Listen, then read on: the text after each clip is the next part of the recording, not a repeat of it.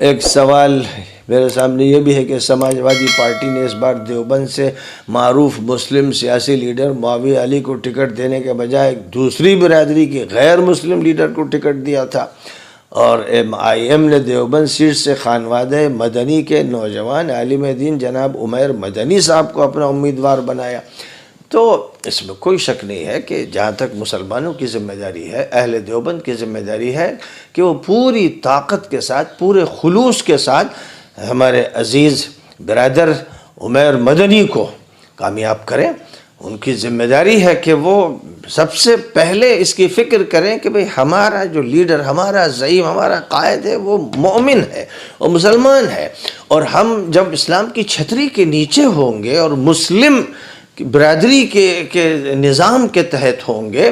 تو اس میں ہماری ترقی مضمر ہے، اس میں اللہ کی رضا مضمر ہے، اس میں نبی کی رضا مضمر ہے۔ اور اگر ہم اس سے ہٹ کر ادھر رخ کریں گے اور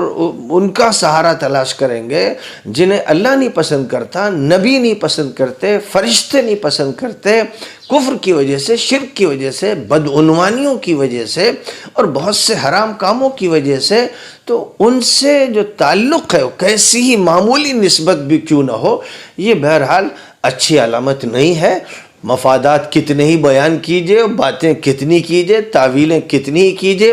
اللہ کے ہاں یہ سکے نہیں چلتے ہیں۔ اپنے آپ مفادات کو دیکھتے ہیں اور پٹتے رہتے ہیں۔ 70 سال سے آپ سوائے پٹنے کے اور کچھ حاصل نہیں کر رہے ہیں۔ 30,000 تو فسادات ہو چکے ہیں، وہ کس دور میں ہوئے ہیں؟ تو میں تو یہ کہوں گا کہ میرے عزیز عمیر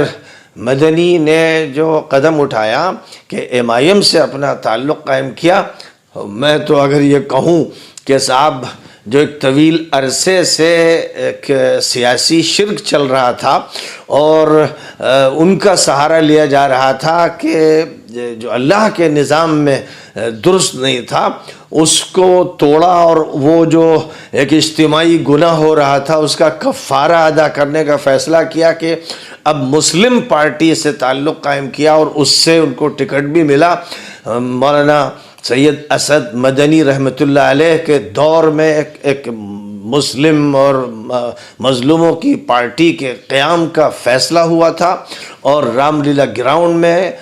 اس کا اجلاس ہوا تھا جس میں 10 لاکھ مسلمان موجود تھے، اور حسن اتفاق کی بات کہ وہ تجویز مجھے دی گئی تھی، میں نے اس کو پیش کیا تھا کہ ایک ایسی پارٹی کا قیام کیا جا رہا ہے۔ مولانا اسد صاحب اس وقت صدارت کی کرسی پر تشریف فرما تھے، مولانا ارشد صاحب بھی موجود تھے، مولانا محمود صاحب تھے، اور ملت کے بہت سے نمائندگان تھے، اور 10 لاکھ مسلمانوں نے ہاتھ اٹھا کر اس وقت لبیک کہا تھا کہ ہم سب تیار ہیں، اسی کا انتظار کرتے ہیں۔ کاش کہ وہ پارٹی وجود میں آ جاتی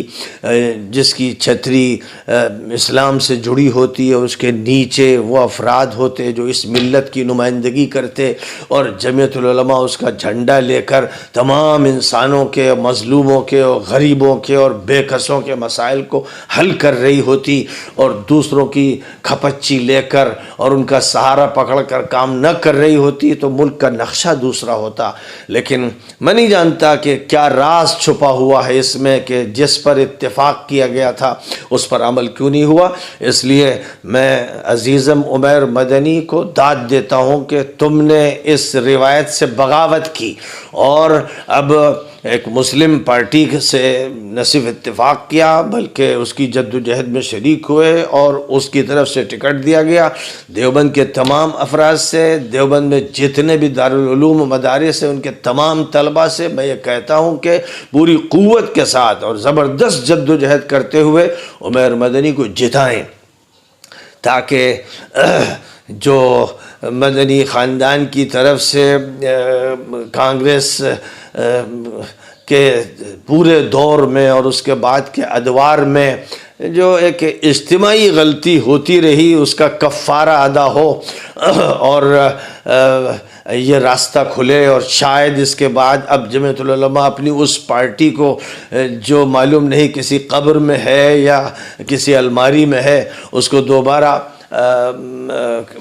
کھڑا کر دے اور اس پارٹی کے تحت پھر پوری ملت اکٹھا ہو جائے۔ ملت تو اس کے انتظار میں ہے کہ امیر الہند دور صدیقی کی یاد تازہ کر دیں، دور فاروقی کی یاد تازہ کر دیں، دور عثمانی کی یاد تازہ کر دیں، دور علوی کی یاد تازہ کر دیں، وہ حسینی ہیں، حضرت حسین کی یاد تازہ کر دیں۔ ضرورت تو اس کی تھی، لیکن اللہ کو یہ فیصلہ کب کرنا ہے